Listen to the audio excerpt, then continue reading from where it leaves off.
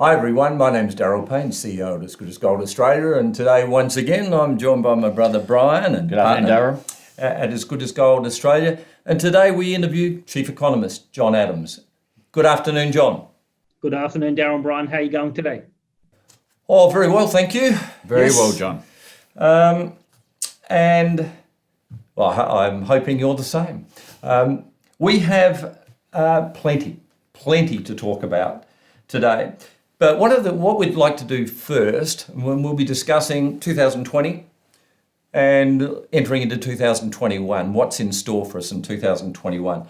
But firstly, what I'd like to do is provide, or As Good as Gold Australia would like to do, is provide an opportunity for two people from our viewing audience to connect with you, John, for 30 minutes or thereabouts, and put forward 30 minutes and put forward a question to you which we have already judged as one of the best two from today's interview. So it's giving the guys right now, if you watch this interview carefully, select what you believe is the best question you could possibly ask of John Adams. And this is a wonderful opportunity. I remember Charlie Tremendous Jones, he always said, it's the people you meet in the books you read. Opportunity to connect with somebody like a John Adams and ask a question that you've been dying for, something that came out of this interview today, and get 30 minutes with one of the leading economists in the country. I mean, that's just, I know that what Brian and I did years ago, we flew to the other side of Australia to connect with one man, Jim Rickards, so that we talk to him and invite him back to speak for us at a convention that we held here at the Intercontinental in Adelaide, and we did that. So just to connect with Jim Rickards to us was really so important, and it's been an invaluable experience ever since. And we did that with Egon von Graz. We flew to Sydney. Yep, we did. And so you won't have to fly anywhere to do this, but you'll get an opportunity to speak with John and throw the best question you've got at him. So to do that, just leave a comment in the comment section providing your question. We'll then determine who we believe provided the best two questions. So great opportunity. Josh Frydenberg just recently told Australia that we're out of recession. He came up with, this was with reference to the September quarter, he came up with some numbers that indicated that it was a 3.3% increase in GDP. And he was suggesting that that was the biggest increase in numbers, GDP numbers, pretty much ever in history. So we are back on track and we've got lots to look forward to. We're out of recession. I want to know if you agree with that. And as we enter 2021, what do you see going forward? A summary, if you could, on Australia's economic position and the global economy. What do you see moving forward?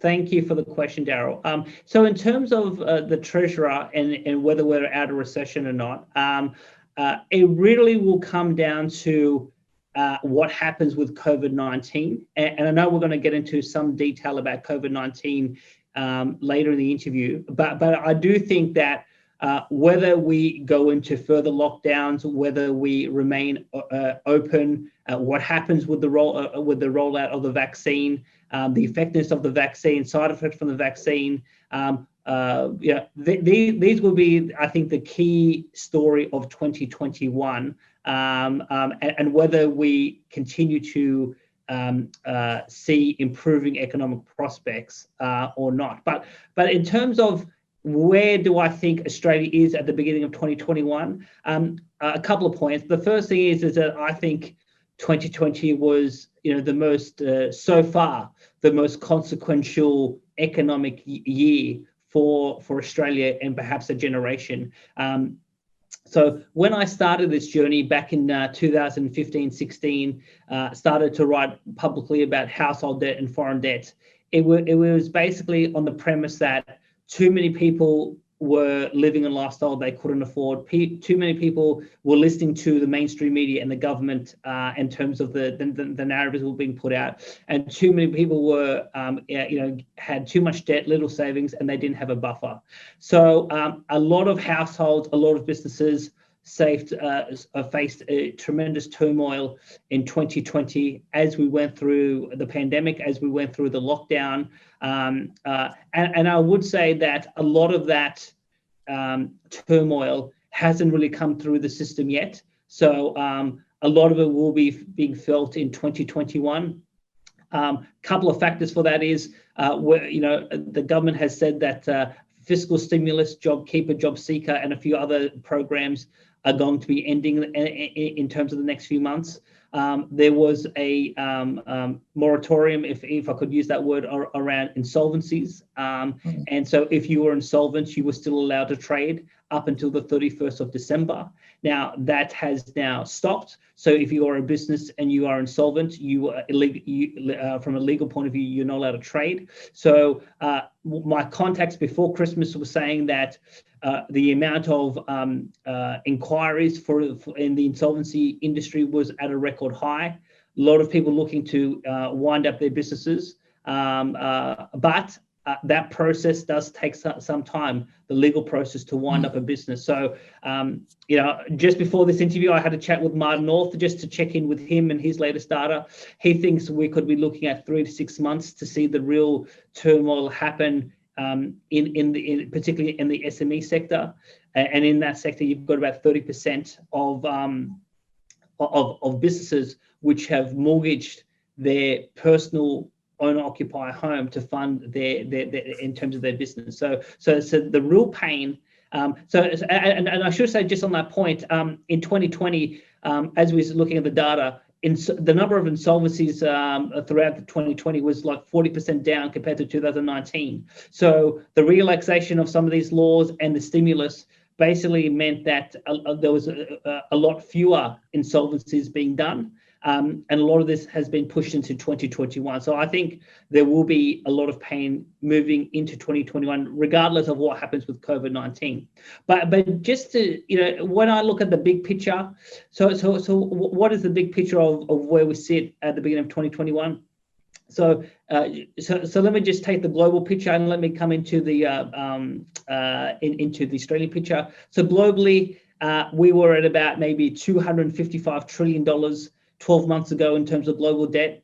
According to the International Institute of Finance, it's projected that by the end of December, so only a couple of weeks ago, global debt got to $277 trillion. So we printed huge volumes of money. Central banks around the world, they took interest rates to zero, massive quantitative easing programs, in some cases in terms of negative interest rates. So very extreme policies that have been rolled out, and global debt has basically been driven up.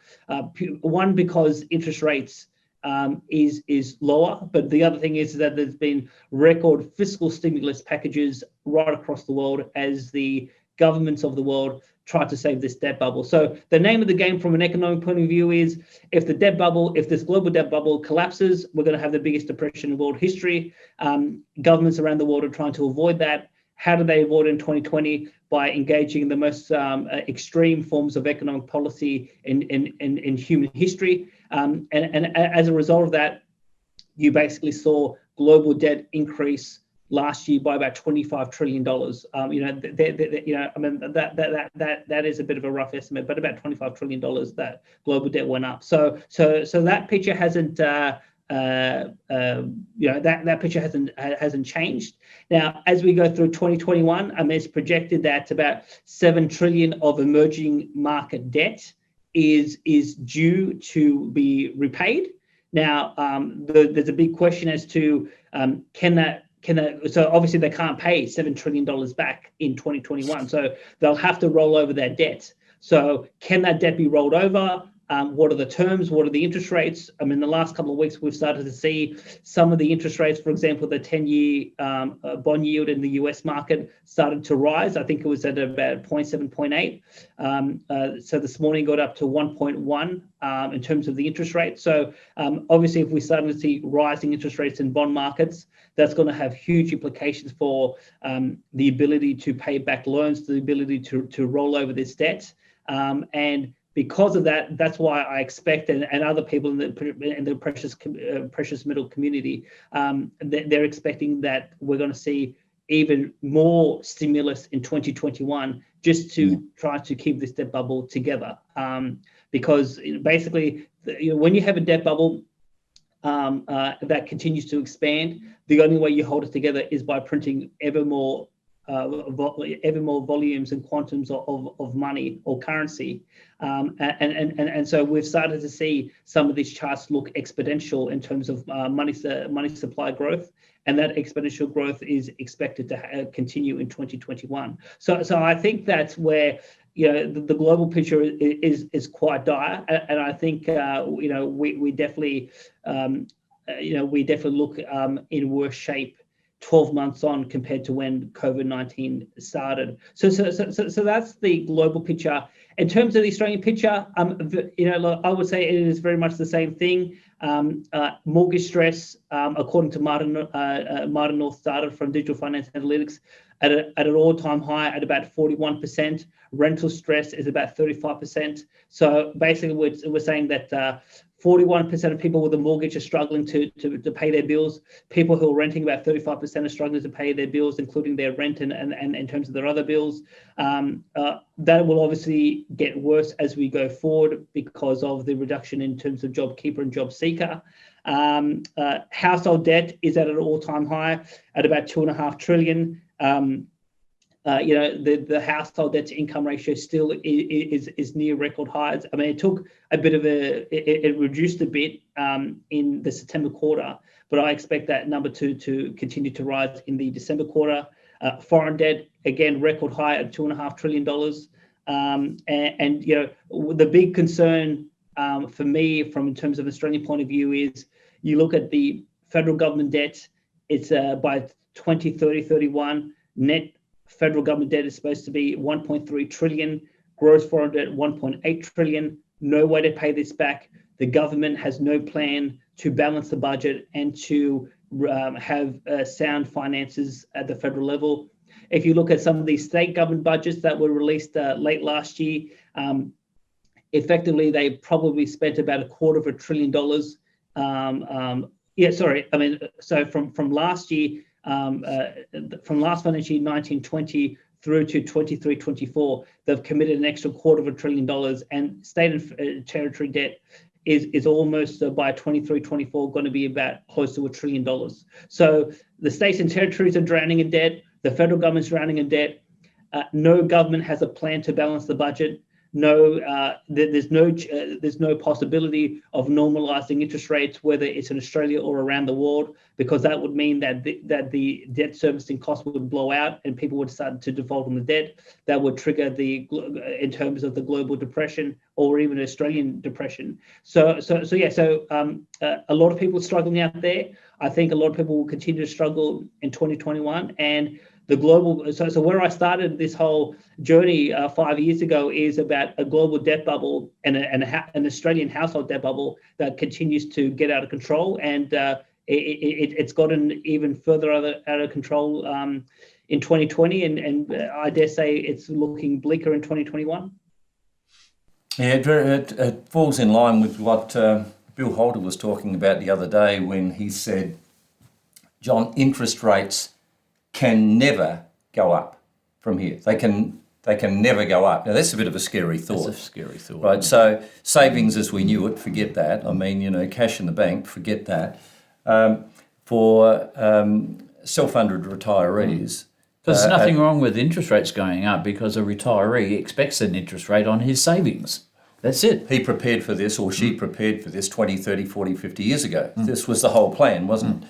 And now we will never, according to Bill, and I'm sure John would agree, never see interest rates increase again because the debt has to be serviced.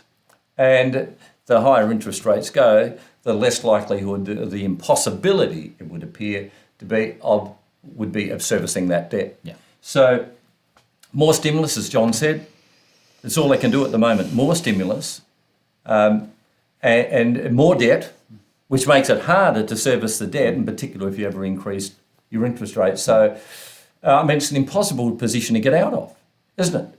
Which is, I guess... The thing is, the only way interest rates can go up, there's two ways. One, if you have a kamikaze central bank, or if you have a kamikaze government that's consciously willing to collapse the bubble, they can drive interest rates up, and then we can see a day of reckoning from there.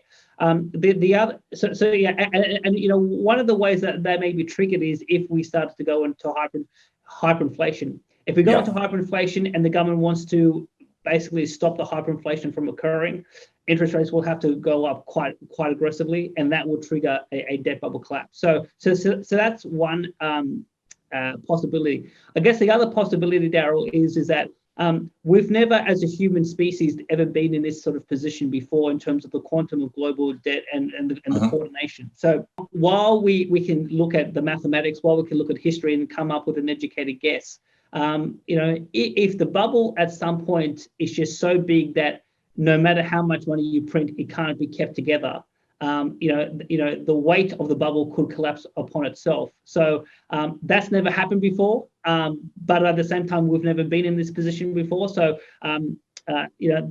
obviously, if you started to see some defaults in some key markets in some key countries, that could start to drive interest rates up because bond prices would be collapsing. So there's a possibility there, but again, they're going to try to keep the bubble together, but can they? The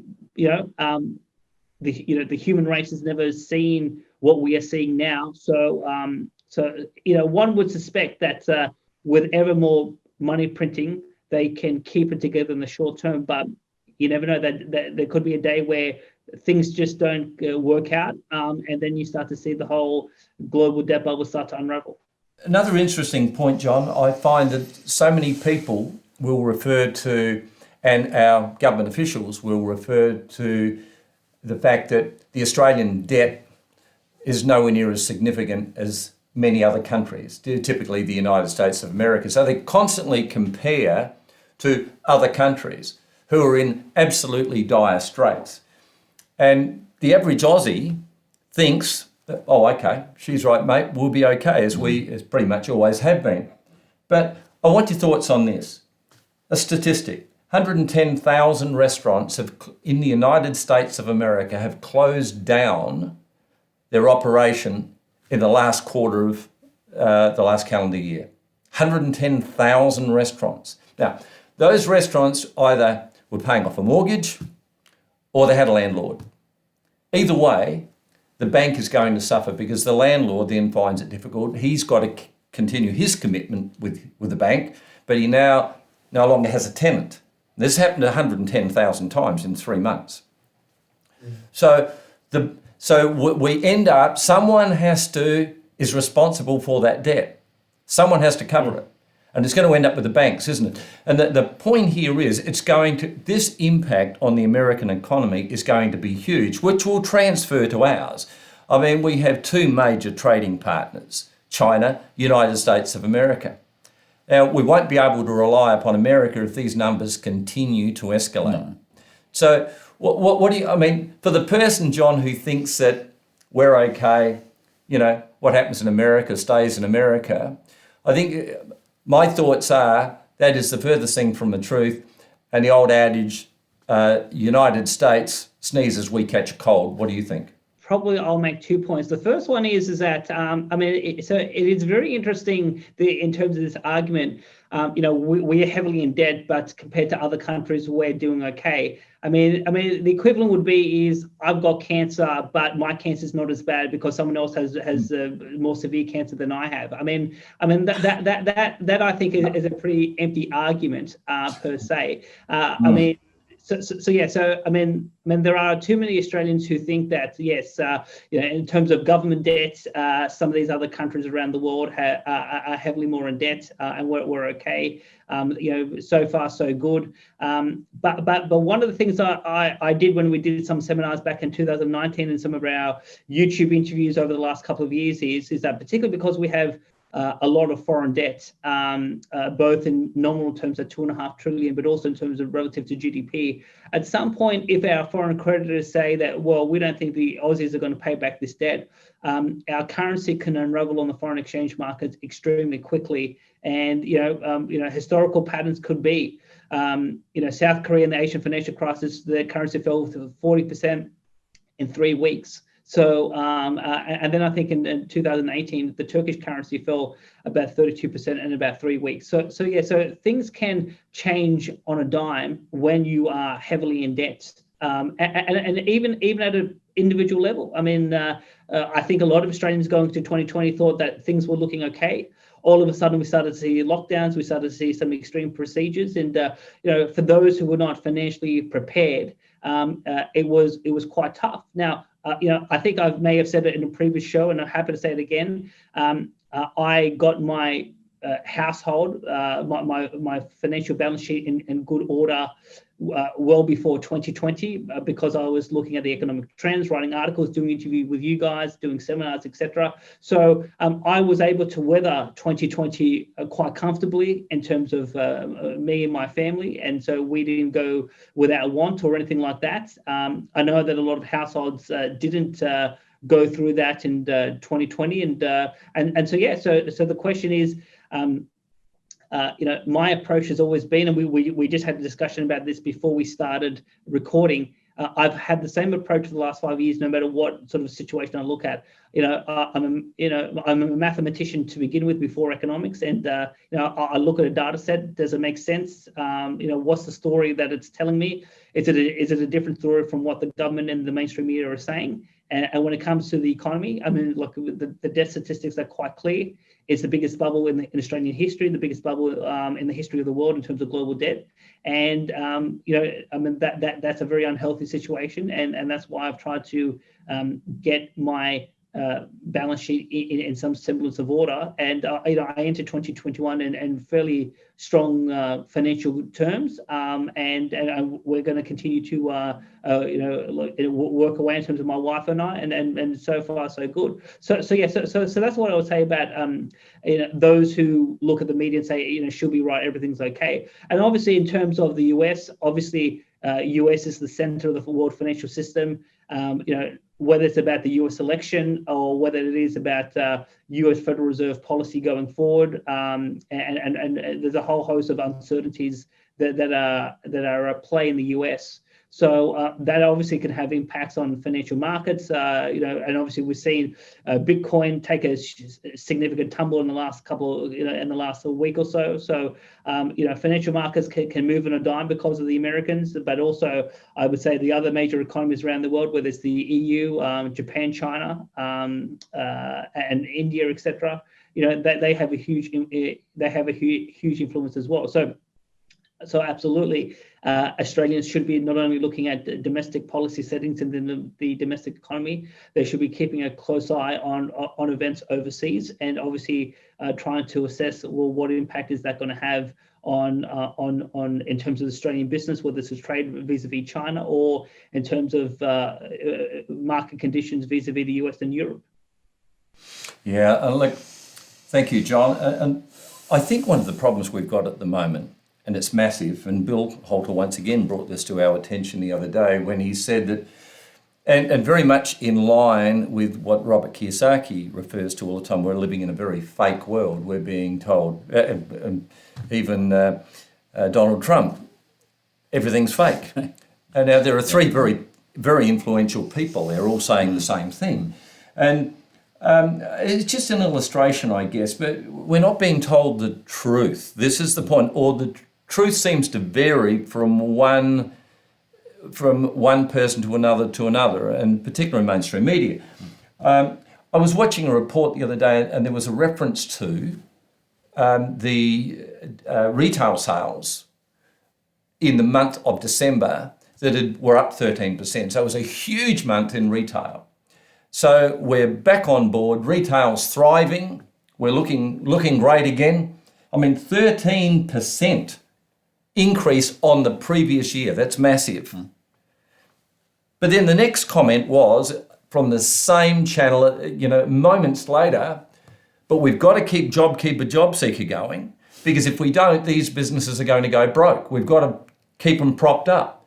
Now, John, if they'd have had a record month, the inference was that they were going to continue to do so.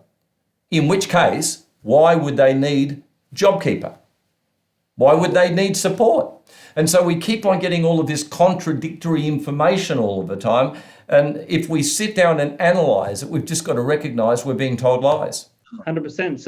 So I mean, the funny thing is that I continue to have conversations with people in Canberra, in terms of the government, in terms of the some of the Senate crossbench about the economy, and a lot of people behind the scenes in federal parliament know that the official line is not the most accurate line, depending on where it comes from. I mean, some say it comes from the banks, but there is clearly an expectation that federal politicians, particularly the Prime Minister and the Treasurer, are going to present a upbeat a view of the economy. They want confidence to be high. They want people to invest. They want people to spend.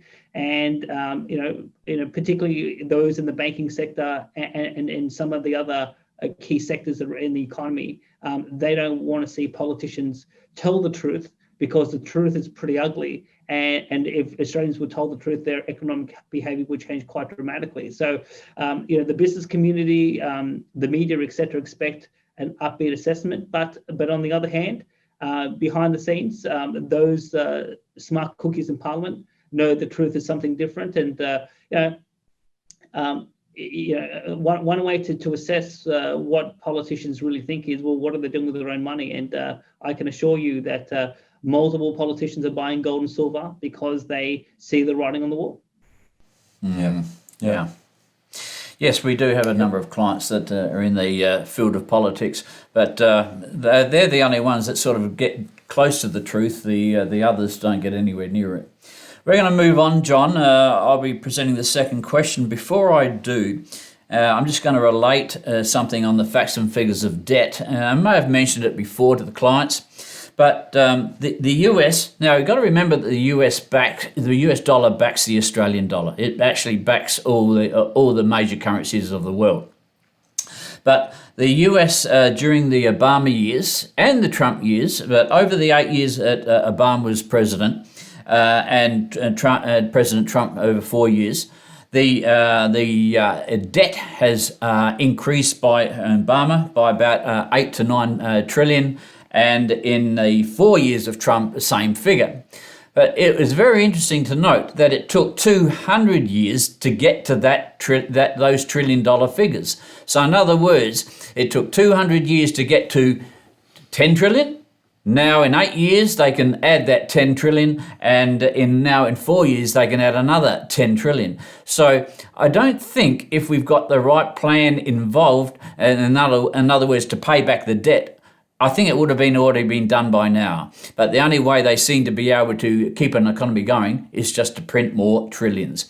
So that's one fact that's come out of history. The next one is, I was walking, before I make this next question, John, I was walking in Adelaide from one main retail street to the next one, and had to pass through an arcade. And in that arcade would be about 150, maybe 200 metres long, shops both sides, coffee shops, clothes shops, restaurants, whatever. And this was only a week ago. So what I noticed, the first 50 metres, maybe 70 metres of that 150 to 200 metre stretch, not one shop, they're all vacant. All vacant. Not one person working in any of those shops. It was like a desert. Now, the next question is going to be based on that type of information, and I'm going to read it out to you now. What are the main factors or events which Australians need to keep a close eye on when analysing the coming economic events of 2021? And I'd like you to cover, is there going to be a second, maybe a third wave of coronavirus in that answer as well? sort of touched on this question already, but I do think that COVID-19 will be the dominant theme for 2021, and whether we see more waves of COVID-19 coming to Australia, that will have a huge impact as to how does whether we go into lockdown and whether we see more stimulus and how that is all managed. Now, on the interest of the people, my show with Martin North, we've just published part 1 with Professor Ted Steele, who's an Australian molecular immunologist who has been studying COVID-19 around the clock since January. What we're seeing is that in the Southern Hemisphere, let me point out to Brazil and South Africa, we are seeing at the moment a second wave of COVID-19 in terms of the number of cases. So typically, just to explain to the audience, typically how this the COVID-19 spread across the world typically went through China, then it spread across to, in terms of the Middle East, then off to Europe, to the North America, comes down through the winds through South America, across through Africa, and then it came to Australia. I mean that's the typical pattern that we've seen. We're seeing in the data at the moment, we're seeing a clear explosion in South Africa and Brazil in terms of this, in terms of a second wave of huge number of cases. In North America, we're seeing a third wave. So let me call out South Korea, Japan, UK, US. We are seeing clearly a third explosion in the number of cases. Professor Steele has a particular theory as to why that is. It's a contested space among the scientific community. I'm not a scientist, but I thought, well, while someone has an interesting idea as to what's going on, who's been studying this for a long time, we had him on the channel. But I do think that given what we're seeing, we can expect further incursions of COVID-19 into Australia. Now, there is some talk about mutations, new strands. The science isn't in yet about whether we are seeing a new strain of COVID-19. But obviously, just in the last couple of weeks, we saw a cluster in New South Wales. We saw, it was one case only in Brisbane, I think in the last 4 or 5 days, but they locked down because the testing said that it was a new mutation of COVID-19. So my expectation is, I do think we are going to see more COVID-19 cases throughout 2021. That is going to result in, I think, an overreaction by governments, federal and state, about locking down, about particular restrictions on human freedom in terms of what the businesses are doing. There will be, I think, some requirement for some sort of response on stimulus, probably in the next 3 to 6 months. So I do expect to see more stimulus. But I should say that so far, we are seeing a significant rebound in household and household confidence, and in terms of business confidence. And just drilling down for a second, the household confidence is driven by so far, those who have little debt, 40 to 60-year-old Australians who have assets, particularly in the stock market and some of these other markets, whether it's gold, silver, cryptocurrencies, etc. I mean, they have been trending up over the last 12 months. So, if you have little debt, if you have plenty of assets, you feel quite buoyant so far. But obviously, if you're in business, if you're a household drowning in debt, if you're renting and you're struggling to find work, that's going to be a big issue. Only in the last couple of days, the Australian Bureau of Statistics just released data about job vacancies. And what we know is that from August to November, job vacancies went up by 250,000 jobs, 23%. So obviously, as the economy continues to open up, there will be some more job opportunities in certain sectors opening up. I dare say that's going to result. Some of these jobs will be at lower pay because some of these businesses are struggling. So even if you can find work, the income you can generate, that's going to be that's going to be probably lower. And obviously, if you have debt or if you have other obligations with less income, that means servicing those obligations are going to be harder. So I think they're the key things to look at in terms of the Australian sort of domestic situation. Obviously, in terms of the global situation, in terms of what happens in terms of US spending, in terms of the government. If Biden does become president, there's an expectation he's going to have a much more aggressive fiscal stimulus package, more so than what Trump had. We're starting to see some of the American governors say that we need to open up the economy. So obviously, and obviously on the other hand, you see the UK, they're going to a severe lockdown. So same sort of factors. How much stimulus is happening around the world? How is COVID-19 playing out? I think even this morning there was some talk of one of the vaccines being pulled in the short term because the level of effectiveness wasn't as what they expected. So how do these vaccines play out? Some of the other treatments. So lot of uncertainty. I think that's probably one of the big messages, Brian. Yeah. A lot of uncertainty so far for 2021. I think Australians need to be quite agile in terms of their finances. They need to be try to get their debt under control. Try to be flexible. Obviously, when you're looking for work, you could have a job one day. You may not have a job the next day. And also in terms of those jobs that require travel. I mean. For those in the audience who are not aware, we were supposed to do a seminar in November in Adelaide, and we had everything lined up. I had the plane ticket and the hotel and all ready to go, come across. And then all of a sudden, within 24 hours, a couple of explosive cases in Adelaide on COVID-19, and the border got locked down, and the venue got shut down, and we just had to put everything on hold. So very hard to have certainty to plan, and I think it's going to be a highly disruptive year like last year. Yeah. So there's a perfect example of how a lockdown can really damage the service industries, the restaurant industries, hotel industries.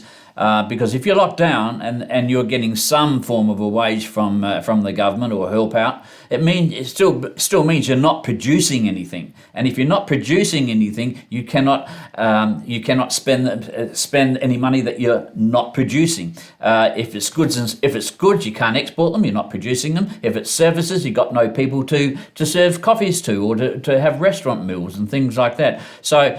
Reading between the lines, John, if we do have a couple of more lockdowns, I think we're in a dreadful state. And I'm an optimist, but the bottom line is I don't think the lockdowns really work. And if they did work, we wouldn't be in this position financially in the world today. Darryl, what have you got to say? I agree on I think John's right, 100% on the uncertainty. And uncertainty can never bring about no reliable performance. It just doesn't work. John, I was only listening today, and you may already know this, but there is a delay on vaccines. Medical experts are divided on this, so hence the delay. But apparently what's transpired is that the Oxford's AstraZeneca, my apologies, which is the vaccine that they were going to use from Oxford, 62% effective. And so there's question marks over whether or not that should be used, because even though it would be relatively effective for... It's just over 50%. But it could reduce, it certainly would reduce the symptoms, but it wouldn't prevent you from maybe conveying or transferring the condition to somebody else. So they've got to take that into consideration now. And you've got Pfizer, of course, at 94% effective rate. So but none of these have been approved yet. And so there's debate over which way they should go. Interestingly enough, John, 63 million doses of vaccine, or 53 million doses have already been prepared, so it seems, by Oxford. Now that's on order from the Australian government. Now, I don't know what happens there, but I know that when we were in business, if somebody placed an order on us for $53 million or $53,000 and they didn't go ahead with it, and we'd already ordered materials and the like, then that would have represented a bitter pill to swallow for us. A massive loss for the pharmaceutical company. In this case, and in any business's case, if you lost an order like that. But see, it's all about uncertainty, John. You're 100% correct. And that is bad for Australian business. It's bad for world business. It's bad for world trade. So this is going to be a very long, drawn-out process. I know, Brian, we both love to have a quick chat with you on this, but you've obviously had a big impact on the cash ban. I know Brian's got a question he'd like to raise with you there. Yeah, off the subject of corona and onto something that happened during 2020, which was very, very positive. In December 2020, you received some successful news regarding the $10,000 cash ban and on the issue of the bail-in of retail bank deposits. Can you please share this information with our audience? People who have been watching us, but also watching me with Martin North, would know that in July of 2019, the government released its draft legislation about this implementing this $10,000 cash transaction ban, which would have made it illegal to do a cash transaction above $10,000, resulting in either a maximum penalty of 2 years jail or a fine of $25,200. So obviously, without going into the history too much, we launched a significant grassroots campaign via YouTube, resulting in a lot of, in terms of huge numbers of submissions, both in the Treasury consultation period, but also during the Senate inquiry. 12 months ago, I think in the last week of January, I had the opportunity to testify to the Senate Economics Committee to argue against the legislation and why I didn't think the arguments for it stacked up. We didn't really get a lot of information during 2020 because the Senate inquiry report came out in February, just before the pandemic started to come into full force. They basically said, make a number of changes and pass the legislation. There was a lot of Australians around the country deeply concerned about this law because it was a denial of our freedom to use physical legal tender. So with the pressure that we've mounted through thousands of Australians across the country, in December, we got One Nation in the Senate to pass a resolution to basically take this piece of legislation off the Parliament's official agenda, and that was passed by the Senate unanimously. Once that happened, I alerted the Sydney Morning Herald, and by the afternoon, the Sydney Morning Herald quoting a government senator saying that the $10,000 cash transaction ban was, quote, dead. And we'll actually put that article on the screen for some of our audience to be able to cite that article. But basically, it was a huge win. To the best of my knowledge, the only country in the world that stopped a cash transaction ban from coming in was Germany in 2016. So we made history in 2020 by being, I think, the second country in the world to stop this sort of law from coming to force. So far, so good. So I think that at least between now and the federal election, it's definitely dead. Now, after the next federal election, who knows what's going to happen with particularly Labor, whether they want to revisit this issue or not. But for at least the next year or so, I think we have a reprieve on that issue. And that was a very big issue for a lot of our clients and a lot of Australians across the board. So it's some good news there. Now, on the issue of bail-in is the forced confiscation of retail bank deposits, what happened in Cyprus in 2012-13. There was proposed legislation to close a loophole that Martin North and I and others identified in the current Banking Act. There was an inquiry that we participated in last year where I wrote the lead submission, about 32 pages with a couple of legal opinions about a couple of key issues. The legislation proposed by One Nation in the Senate went to a vote. It failed, and that was a disappointment. But behind the scenes, about 2 or 3 government senators basically were willing to cross the floor and vote with One Nation because they accepted the arguments that I and others had put forward. That threat of crossing the floor resulted in, to the best of my knowledge, 2 meetings in late December, in which Treasury said that while it was never the intention that confiscation of retail deposits was on the cards in Australia, they can see that how the law could be construed in that way. So we've been promised that there'll be some changes to the Banking Act in 2021. There was an initial estimate of April. that some draft legislation was going to come forward that was going to address the issues that we had identified.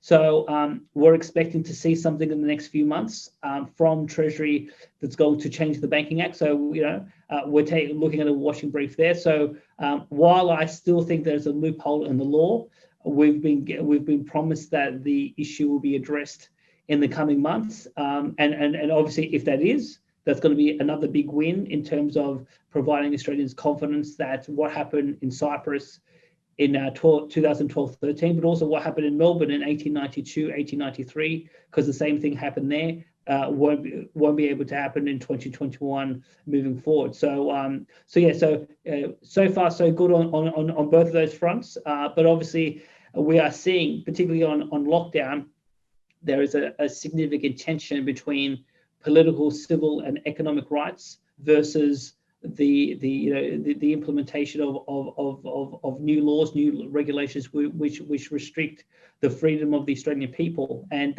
so far in a couple of areas we've been able to push back, and hopefully we get a few other wins in 2021 in a couple of other areas as well.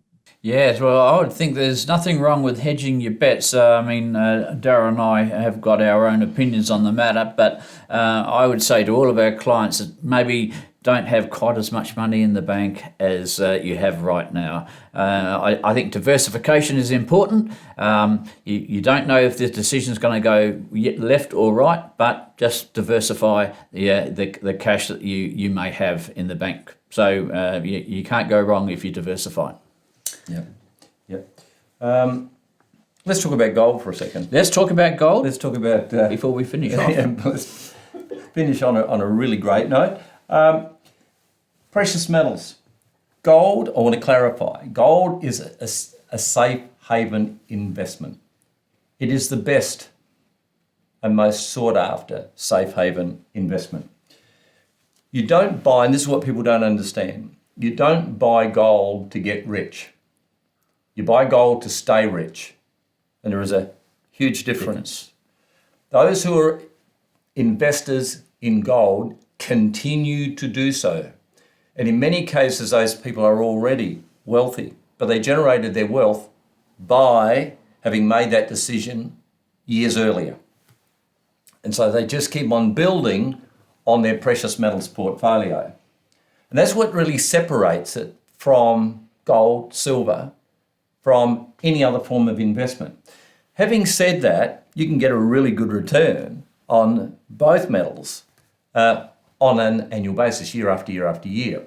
And I know that John's got some numbers there, but in Australian dollar terms, gold and silver have had a very strong year in 2020. No surprise. With gold rising 13.1%, silver 31% for the year. Great performance on both metals. So how does this performance rank relatively to other assets, John? I'm sure our viewers would like to know that over that 12-month period. And what are your expectations moving forward in 2021? I'm just trying to remember the date. So I definitely know that around April, I did write a large essay for my website, and I think we did some interviews then. And pretty much I said that the lockdown and the unprecedented stimulus was going to trigger stagflation. So stagflation is low economic growth, rising unemployment, underemployment, and then obviously in terms of rising prices. So the data seemed pretty clear to me that that's what was happening. So if you look at, for example, the annualized growth of broad money, it's at 12.4%, the highest since September of 2008. Unemployment has been kept under a bit of control, just under 7%, but obviously that depends on classifications for those who are on JobKeeper and JobSeeker. And obviously, we had a couple of quarters of negative growth, but then we started to see economic growth, in terms of coming back up. So obviously, when you have a stagflation environment, I mean, what did we tell our viewers last year in 2019? And the last time we had stagflation was in the 1970s, and the best performing assets during that decade was gold and silver. So obviously, like you said, so those numbers, so just to be clear for our audience, those numbers that you quoted, Darryl, it's from the 27th of December 2019 to the 27th of December 2020. I mean, obviously, I've just got some numbers here. Cash Cash in the bank was about 1.1%. Fixed income, so basically bonds, 3.2%. In terms of real estate, real estate prices, 2.4%. The ASX 200 actually fell by 0.3% over that period. Now, if the Australian-US exchange rate actually went up about 4.8%. And even if you had your money in the S&P 500 and you you adjusted that for the change in the exchange rate, Australians who had money in the US stock market only made 5%. So obviously making 13% on gold, 31% on silver was a very strong year. Now, so that I can be fair, cryptocurrencies was the only asset class that, if you want to call it an asset, I mean, there's obviously a huge controversy about what cryptocurrencies are and where that journey is going to take, the financial markets and the economy. But there were certain cryptocurrencies that had a much stronger performance relative to gold and silver. Bitcoin was up about 250%. I think Ethereum was more than 300%, and there was a few other ones that had strong performances over that December to December period. But obviously, kind of like we said in the last fortnight, Bitcoin has fallen about 28%. So very volatile in terms of assets. And we've had a lot of clients call up asking us gold and silver versus Bitcoin, but also some of these other cryptocurrencies. Now we have some those in the precious metal industry, like a Peter Schiff, a Jim Rogers, who are very anti-crypto. And think that they basically fear digital currencies that are worthless. There are others who are maybe like a Max Kaiser, who are very pro crypto as well as pro gold and silver. But all I've said all along is we know what gold and silver does. It's been around for 5,000 years. We know how it will perform. And that's what gives me confidence to have my wealth secured in terms of gold and silver. The other point I'll make is that if those who want to dabble in cryptocurrencies, I really do think that just beyond having an economic understanding, you need to have some knowledge about cryptology. Because if you give me a Bitcoin code versus an Ethereum code versus Litecoin, etc., I can't tell you what these coins do. I can't tell you how they perform. Obviously, if we have a huge financial crisis, what happens to these coins? Do they survive? Do they not? Only in the last month have we seen that in terms of the SEC in New York, the Securities Exchange Commission, launched legal action against Ripple, saying that it is technically a security, and Ripple breached security law. That Ripple fell about 60% on the announcement. So there's a number of these coins that fell quite sharply because regulators are now trying to get control of these cryptocurrencies using various legal mechanisms. So I still would say gold and silver, because of its history, because of its longevity, it is still the best way to protect your wealth in terms of stagflation. And one of the things that we've said consistently throughout this conversation, the debt bubble hasn't gone away. It's actually exploded in terms of its size in 2020. So I do expect that that debt and stimulus is going to continue to grow.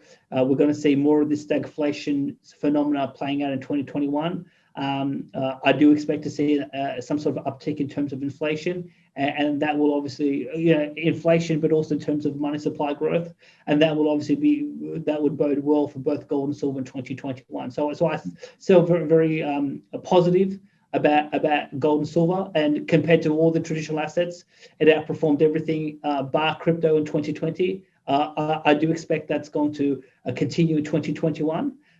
But obviously on the crypto front, there's a lot of our customers who are interested in looking into that area. I would just say it's still historically, it's only been around for 10 years, so it's still untested, a lot of uncertainty, a lot of regulatory uncertainty, and people need to be careful before committing significant funds, in that asset class. Yes, with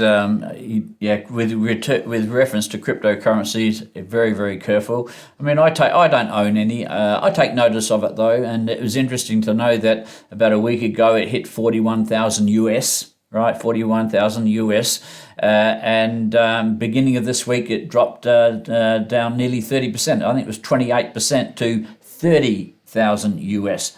Then it went back up to 36, now back down to 33. So volatility is very, very high on the order there.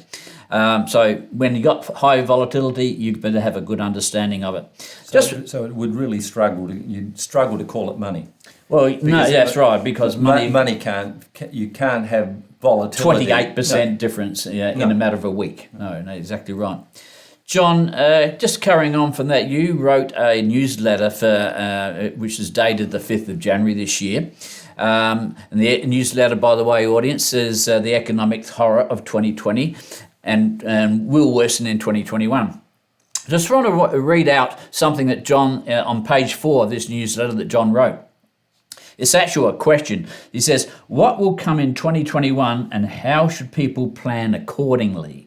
This question needs to be considered given that the financial foundations of millions of households and businesses lay in tatters and our governments are now drowning in debt after putting us on a path of perpetual budget deficits and extreme money printing. So this is what you should do, guys. Go back to, you read our newsletters, certainly read this one, page 4, but the whole newsletter is so much, it's full of everything. What I'm going to add here before Darryl finishes off is that and John's just discussed this, is that I was reading the other day, this year, that the super funds between beginning of January and December 31st averaged between 2.9 and 3.5%. My super fund, by the way, is not a regular super fund. It consists of a lot of gold and silver, and that averaged 17%, and that's been the lowest it's been for 5 years.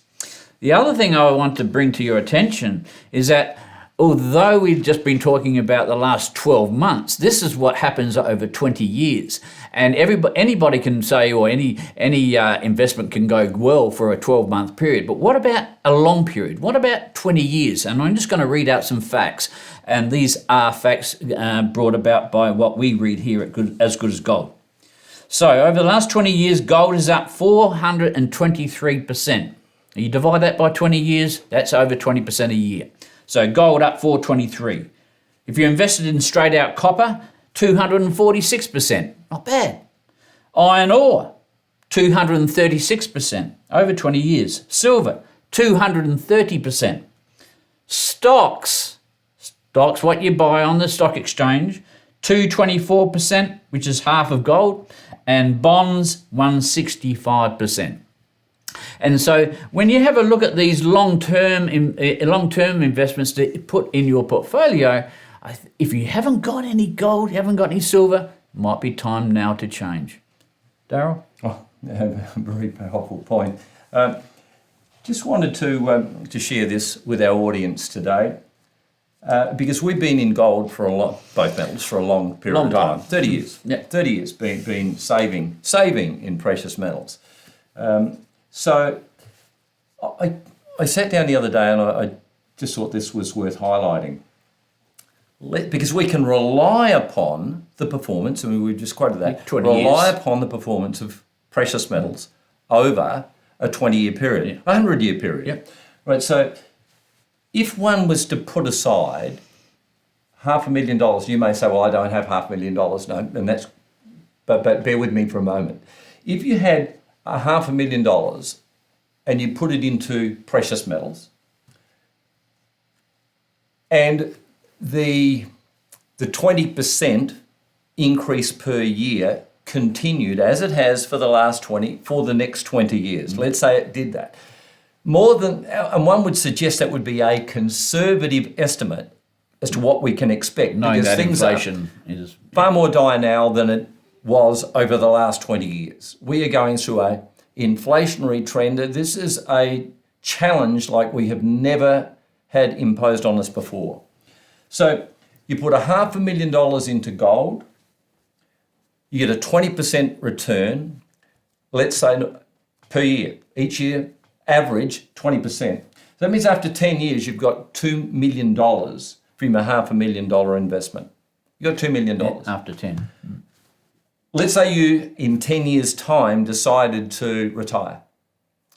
You could liquidate it at 20% per year, that's $400,000 a year, and you wouldn't impact on your balance of your account at all. You could rely upon in retirement, and I'm not a financial advisor, neither is Brian, neither is John. We don't claim to be. No, don't claim to be. All I'm talking about an experience, right? Having invested in metals, our own experience. So you could retire at $400,000 a year and never impact on the balance of your account. How many retirees have placed themselves in that position? Now you may say, well, I don't have $500,000. No, well, let's call it 50,000. If you've got $50,000 in precious metals today, and you apply the same formula, you would retire on $40,000 a year over and above whatever else it is that you may be planning at the time. An extra $40,000 a year, and you would never impact on the balance of your account. Based on the last 20 years plus. Based on the last 20, and history is a pretty good teacher. Absolutely. Right? So I see that as really powerful information, and that which most people would never have heard. But it's our experience, isn't it, Brian? It is. I'd like to share just a couple of closing comments, and then I'd like some closing comments from John. In fact, let's do yours first, John. We've asked everybody that we've interviewed over the last 6 months if they had an opportunity to share 2 pieces of advice, 2 pearls of wisdom, 2 golden nuggets. If you could only provide 2, what might they be? Moving forward and understanding where we believe the world is heading now. What would you provide our viewers? So I think the 2 biggest things that people can do is, one is do your own homework. Don't listen to what the government is telling you. Don't listen to the mainstream media. Whatever you're being told, go check it. Whether it's about the economy, COVID-19, elections, whatever. I try to. So I've got an open mind. I will listen to what I'm being told, and then I'll go and see whether the facts stack up to the narrative. So I think there's a lot of people who are quite confused about, well, what is really going on? What is the truth about the economy and a whole host of subjects? So I think the best thing to do is to do your own research and to find out those people who you think have their finger on the pulse, whether it's us or whether there's other people around the world. There is a number of people who are closer to the truth than perhaps the mainstream media, and I would encourage people to do their own homework. So that's point 1. Point 2 is read history. History does repeat itself. History does repeat in cycles. Yes, in 2021, there are some different things that have never happened in history before in terms of technology, in terms of communication, in terms of how we live relative to other periods in history, but particularly around debt bubbles, financial bubbles, inflation. We have a rich history in economic history about what has happened to generations past and what is likely to happen in terms of going forward. So So basically, do your own homework, find good sources, read history, and then when you have a reasonable picture of what you think is going on, then obviously that should give you a solid basis to make some reasonable decisions going forward. But I get I should say, Darryl, I get phone calls all the time. I had a phone call yesterday where people who are saying, thing is, look, I'm getting these conflicting points of view and I'm just not sure what to do. So there is a lot of people like that who are sort of they're looking into the headlights and they're thinking, well, who's really telling me the truth? What's really going on? Ultimately, everyone has to make a decision in terms of what they believe and how to go forward. And all I'll say is that people shouldn't just accept what they're being told. I think people should do their own research and they should dig, and then hopefully that provides people with a stronger basis of how to behave. But my approach has always been looking at data, looking at history. And the data is screaming that we've got a big problem with the economy. Yeah, I think it's great information. Great information, and I do agree very much on the history. I mean, don't challenge history. It's a great teacher, and you've got to trust it. Because history has that habit, as we've all said, of repeating itself over and over and over again. Yeah, there's a quote out there that you don't fight the Fed, the Federal Reserve of the United States, and I would say you don't fight history, because Correct. that's got even bigger pockets than the Fed has got. Yeah, good point. Good point. And I think, once again, we always say this, and why not? Because it's so valid at this point. I think Jim Sinclair's got it right, and he's a billionaire with a B, not an M. And Jim has always said, become your own central bank. Why? Well, central banks all own gold. Or if they don't, they're in dire straits. So they all own gold. Why wouldn't you do the same? Because it gives them power and influence. I don't necessarily like the way that central banks operate. I certainly don't. But you need to have some power and influence yourself. You need to place yourself in a sound financial position. You need to own gold. On finishing, if you feel that the information today was worth sharing, please don't keep it a secret. We think that the information we've shared today is invaluable. We've had some great teachers in our life, and we've got a gentleman by the name of John Adams at the moment, one of the leading economists in the country. We're fortunate enough to be able to share points of view on a regular basis with John. So we've gathered some really sound information. And if you feel the same way, and please don't hesitate, what we'd like you to do is share it. Don't keep it a secret. Share it with your friends. And give us a like if you like the program as well. And I guess at that, and please don't forget, if you'd love to speak, if you want to speak with John, if you'd like to spend 30 minutes with him, we're going to select 2 questions, the best 2 questions that we believe. Just enter them into the comment section, and we'll be in touch with you, and you'll get an opportunity to speak direct with John for 30 minutes. So I guess having said that, Brian, once again to our viewers, to John, thank you so much, John. Really appreciate your input. To our viewers, thank you so much for supporting this channel. And I guess at this point, I can only wish you the very best. Stay well, stay focused, and goodbye for now. Goodbye for now.